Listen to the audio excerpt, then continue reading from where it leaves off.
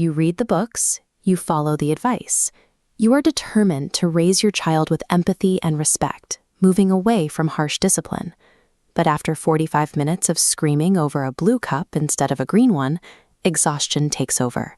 You hand over the blue cup. The crying stops. You can finally breathe.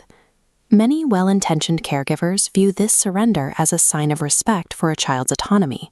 In reality, abandoning the boundary moves the household into a different psychological framework, permissive parenting. This creates a cycle. Without firm limits, children test rules more aggressively. That leads to larger meltdowns, which leads to caregivers retreating further in defeat to keep the peace.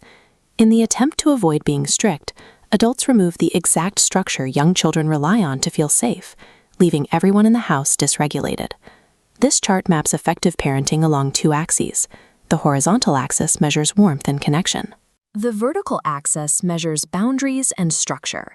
Authoritarian parenting combines high boundaries with low warmth. This approach relies on fear and demands strict obedience without offering emotional support. The permissive style sits in the opposite corner, high warmth but zero boundaries, avoiding limits to spare the child distress. The optimal space sits in the top right quadrant, high warmth paired with high consistent boundaries. This is known as authoritative parenting. The American Academy of Pediatrics identifies this authoritative balance as the standard for effective discipline. They define the word as the system of teaching and nurturing that prepares children for self-control and competence. True gentle parenting is the empathetic and sturdy enforcement of rules. It requires holding the limit and validating the child's feelings simultaneously.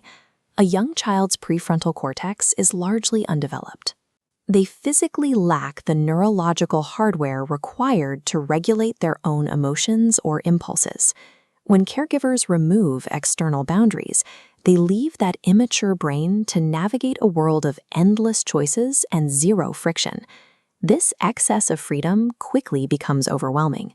When children push back, refuse to transition, or lash out, they are actively searching their environment for a sturdy wall to lean against. Boundaries provide the safety a child needs to eventually develop their own internal discipline. While fear-based obedience creates temporary compliance, predictable limits build long-term resilience. Withholding boundaries is biologically harmful.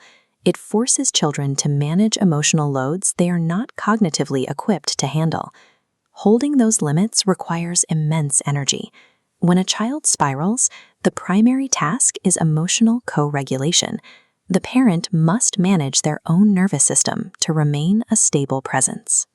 A dysregulative adult cannot successfully calm a dysregulated child.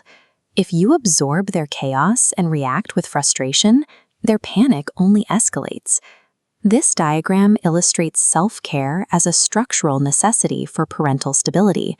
It provides the psychological distance needed to observe a meltdown without joining it. Deliberately prioritizing the elements shown here, like patience, slowing down, and rest, directly influences your ability to stay regulated during a crisis. Mastering your own emotional state is the foundational prerequisite for guiding a child through their own. In practice, this looks like physically stopping a child from throwing a toy while keeping your voice neutral and acknowledging their frustration. The immediate goal of gentle discipline is the safe navigation of the conflict. You are providing the child with a roadmap for managing big emotions. Consistently holding these lines yields measurable long-term results. Adults raised with this balance demonstrate stronger abilities in self-structuring, self-limiting, and self-motivation. They learn this because their caregivers used natural and logical consequences, like losing access to a toy they refused to clean up, as tools for teaching. Saying no with compassion today gives children the internal voice they need to guide themselves tomorrow.